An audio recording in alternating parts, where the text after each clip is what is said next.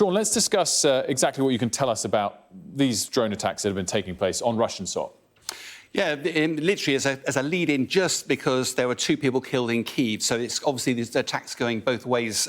Vitaly Klitschko claimed there were 20 drone attacks on the city of Kyiv last night. But as you say, the big news is the massive wave of attacks on 6 regions of Moscow overnight, and the biggest attack in since the war started.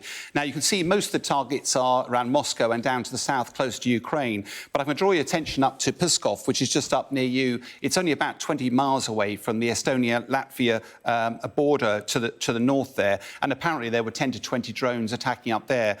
Also down in Crimea, the Russians claim that they've shot down lots of drones that were attacking there, and also in Moscow, the airspace over the Moscow airport was shut down again last night. So this is a pretty big wave of attacks overnight. So obviously most of the fighting during the war has been on Ukrainian soil. More picking up by these drones on Russian soil. Is this comfortably the biggest day of attacks on Russian soil during the war?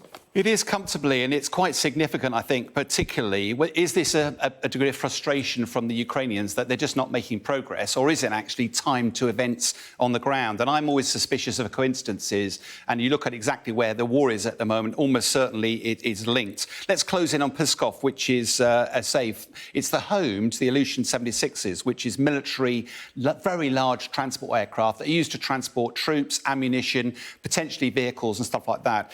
There's loads of them, but these are quite vulnerable. And actually up there, they haven't hidden them away. They've literally been an open air base, not in hardened aircraft shelters. And the report suggested initially that the Russians said a couple had been damaged. Then later reports said that actually 2 of them had been destroyed or were blazing on fire, and that actually 4 had actually been damaged. These are strategic assets, so that is significant.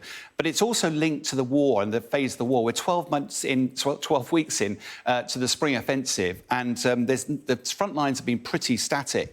But it's also drifting into 2 wars. One in the north, which is Kupiansk. That's where the Donbass, the Russians seem to be still on their front foot at the moment. Down in the south, from the Ukrainian perspective, they've crossed the Dnipro River, and therefore they're trying to push there. But the main story is around Robotyne, which is to the east of Zaporizhzhia. That's where it looks likely that the Ukrainians have actually broken through. Remember those layered defences we talk about? It looked like they've got through most of those. And if they are on the cusp of a major breakthrough, conventional wisdom, Russia would rush its troops in to plug the gap. And what looks likely they're doing with these drone attacks is forcing Russia to go, where do I put my reserves? Do I put them in Crimea? Do I put them back in Moscow? Do I tuck them up in Kupiansk? Or do I plug that gap? And that seems to be what the drone attack is about. So do you think we'll continue to see lots more of these drone attacks?